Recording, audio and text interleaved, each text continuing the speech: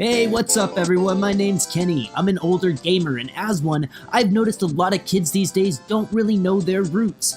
Anyone born after the launch of the first PlayStation barely even knows what a cartridge is. Well, lucky for you little snot-nosed jerks, I feel like being nostalgic. So let's take a trip down memory lane, touch on a few things about the Nintendo Entertainment System that made it so great, because without the NES, we would not have video games as we know them today, and it was all thanks to this little asshole robot named Rob. When you get hold of the Nintendo Entertainment System, when you master Rob, the video robot, and meet the challenge of Gyromite, when you shoot the light-sensing zapper, when you play the system with so many arcade hits, you're playing with power. The Nintendo Entertainment System Deluxe Set. Batteries not included, Super Mario Brothers, and other games sold separately.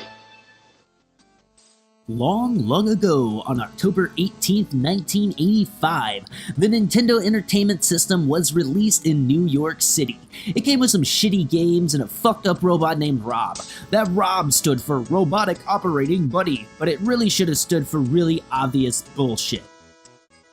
The reason Rob was so important is because it was Nintendo's way of getting a video game console rebranded as a toy.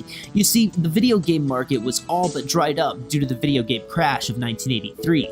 The crash will have to be saved for another time, but basically, due to too many people putting out too many bad games, the market was oversaturated with shit.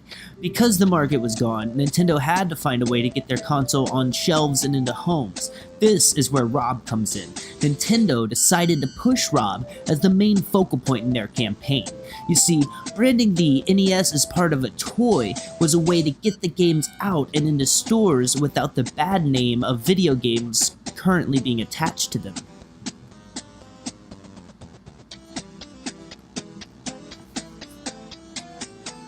By some miracle, the NES sold a lot over the holiday season and got the green light to go nationwide in February of 1986. This time, Nintendo stepped up the launch titles with some gems that will live on forever. Many of them I still play today.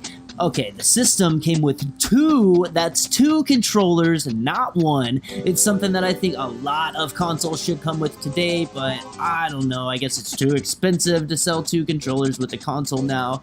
I think that's stupid. Anyways, not only that, it came with the fucking game. And not just any game, the godfather of games, fucking Super Mario Brothers. And if you were lucky, you would get the cartridge that was split with Super Mario Brothers and Duck Hunt. Alright, so some of the other games, there's 17 of them that launched with it. I'll go ahead and just list them out here for you. 10-Yard Fight, Baseball, Clue Land, Donkey Kong Jr. Math, that one's kind of terrible. Duck Hunt, like I said before, Excite Bite, Golf, Gyromite, that went with fucking Rob, Hogan's Alley, Ice Climbers, great fucking game, Ice Climbers, Kung Fu, Mock Rider, Pinball, Stack Up was another fucking Rob game that was a piece of shit, Tetris, Wild Gunman, and Wrecking Crew. Now, not all of those games are great, but the majority of them are really, really good. There's probably like 2 or 3 of them that suck really bad, but that's a good lineup. Alright, so, mind you, I was born that year, like later on in October, so I wasn't really around for the launch of all the NES and everything that came with it, but by the time I got my own NES, the library was fucking huge, and like, I was like maybe 2 or 3 when I played my first one, and it was either at my aunt's house or like at my grandma's house for a holiday, or someone, like one of my cousins had it. And it was awesome, so I loved every minute of it, but like I said, I didn't have one. So I was like 4 or 5 when I got my own NES, me and my brother.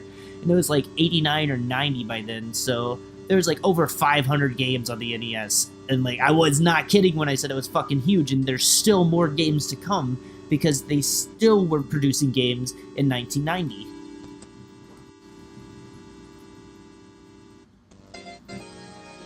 The best games, if you ask me, were always the 2-player ones, because like my dad, my brother, and even my mom would play with me, and it was also like I'd go to my cousin's house or my friend's house and we'd play 2-player games there, And for me, the best two-player game is Contra. You cannot beat Contra.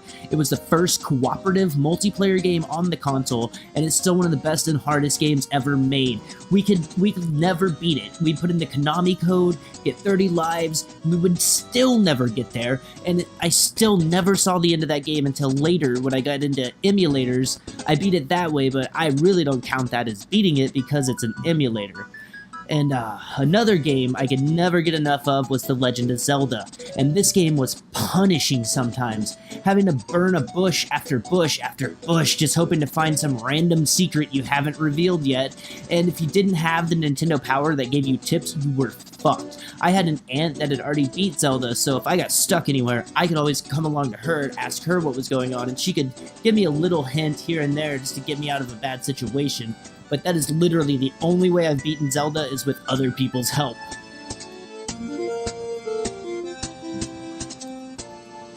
But that was the thing then, like hard fucking games. I mean, some of them I can't even beat today. And it's like they knew kids were gonna just keep playing that one video game, so they had to make it short and they had to make it hard as fuck. Have you ever played Ninja Gaiden? It'll own the most hardcore of any gamer today. Another thing was we only had a few games to play, so if you couldn't beat that game, you just kept trying. I remember being like 4 or 5 when we got our Nintendo, and a neighbor lived up the street, and she's actually my babysitter, and she had one of the biggest Nintendo collections I'd ever seen, and they'd let me borrow a game, like one at a time. And I remember I would just borrow Gauntlet over and over, and I don't know why, and I'd play it for days. My brother hated that game.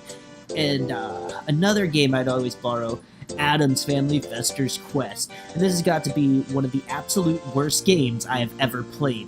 The respawning monsters, the bad controls, lack of directions, I could go on and on and on, but you know what? There are 856 games on this console, so I'll save some of those stories for another time. Until then, gamers, I can only say, get out there and check out some of the retro games, and you won't be let down.